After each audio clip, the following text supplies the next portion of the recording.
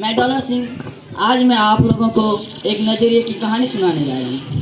यह कहानी प्रदेश के एक छोटे से गांव जहाँ मैं रहता हूँ, तिजोरी नगर, वहाँ के एक धनी परिवार की है। जिस परिवार का मुखिया ने अभी कुछ दिन पहले ही अपने एक लौते बेटे कलोरो सिंह की शादी रुपैया देवी के साथ बड़े ही धूमधाम के साथ संपन्न किया है। उनकी बहू रुपैया अपने टॉप किया है। तो चलिए आप लोगों को सीधे उनके घर ही ले चलते हैं।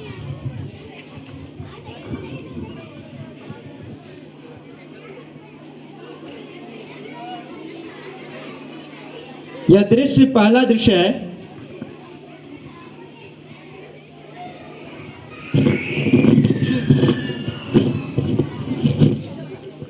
बहू, ओ बहू, जरा एक कप गर्मा गर्म अदरक वाली कड़कदार चाय बना कर लाना। लगता है हजारों सिंह जी चाय के इंतजार में अखबार पढ़ रहे हैं।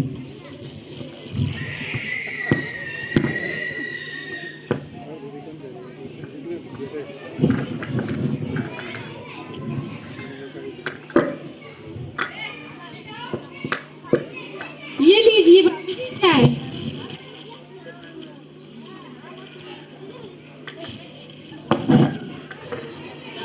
अच्छी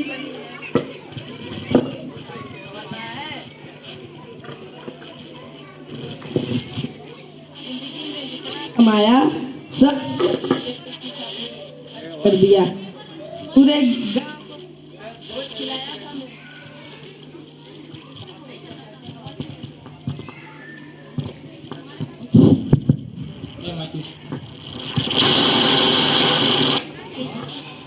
गांव कमाया, सब अपने बेटे की शादी में खर्च कर दिया। पूरे धूमधाम से और पूरे गांव को भोज खिलाया था मैंने। जरा अनुमान लगाना कितना खर्च किया होगा मैंने तुम्हारी शादी में। बाबूजी, एक झोली चावल के दाम के बराबर खर्च हुआ होगा, मुझे ऐसा लगता है। लगता है बहू बुढ़, लगता है फिर हजारों सिंह जी को अपनी बहू रुपैया देवी की बात पसंद नहीं आई। चलिए ठीक है, अब आगे देखते हैं क्या होता है।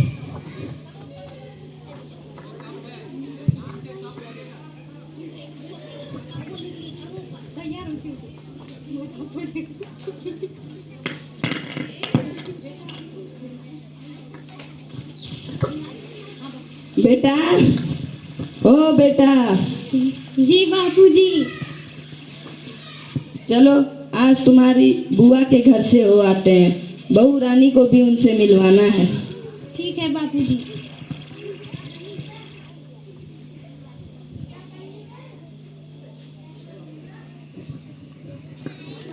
अब हजारों सिंह जी अपने परिवार के साथ अपने बहन के घर जाते हुए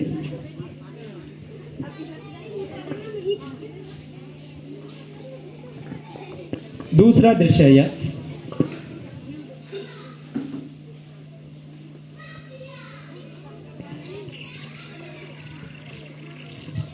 कहो चवन्नी भाई,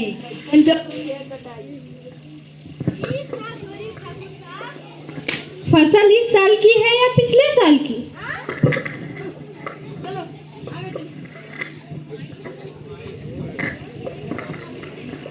लगता है फिर एक बार ठाकुर हजारों सिंह जी को अपनी बहू रुपैया देवी की बात पसंद नहीं आई। खैर छोड़िए, अब आगे देखते हैं क्या होता है।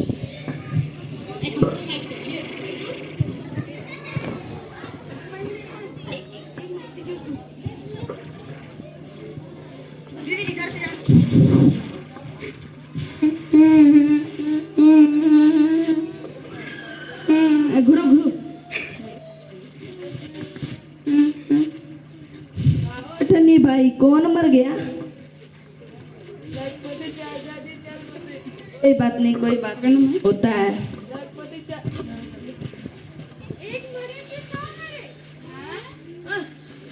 आगे चलो, कहीं नहीं जाना है।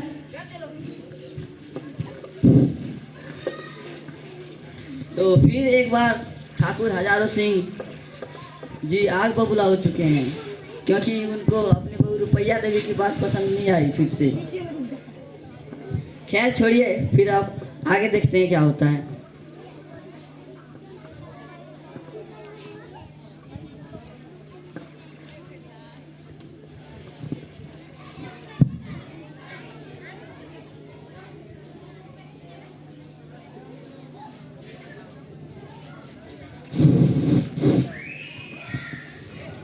कड़ोरो, ओ कड़ोरो, जी बापूजी।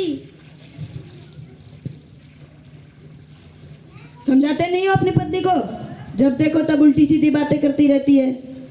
कितनी बेइज्जती हुई हमारी, पूरे गांव के सामने नाक कटवा दी हमारी।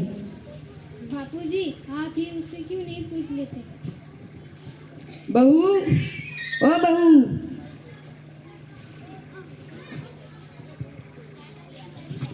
जी बाबूजी। तुम हमेशा इतनी उल्टी सीधी बातें क्यों करती हो? कितनी बेइज्जती हुई हमारी, पूरे गांव के सामने नाक कटवा दी हमारी तुमने। बताना उस समय तुमने ऐसा क्यों कहा, एक मरे कि 100 मरे? बाबूजी जब किसी परिवार का मुखिया मर जाता है तो उस पर जितने भी लोग आश्रित होते हैं वो सब मर जाते हैं, इसीलिए मैंने कहा कि एक मरे या 100 मरे। और उस समय ऐसा क्यों कहा, इस साल की फसल है कि अगले साल की? मतलब बाबूजी मैंने इसीलिए कहा क्योंकि अगर किसान पिछले साल के कर्ज में डूबा हुआ है तो फसल पिछले साल की है, अगर किसान कर्ज मुक्त है तो फसल इस साल की है। मैं तो तुम्हें बुड़बक समझता था, तुम तो होशियार निकली। लेकिन अभी भी मेरे दिमाग में एक सवाल खटक रहा है। मैंने तुम्हारी शादी में इतना खर्च किया, फिर भी तुमने कहा कि एक झोली चावल के दाम के बराबर ही खर्च किए हैं। बाबूजी सिंदूर और मंगलसूत्र तो एक झोली चावल के दाम के बराबर में आ ही जाएगा, बाकी सब तो आपने अपने रिश्तेदारों और समाज को खुश करने के लिए किया है।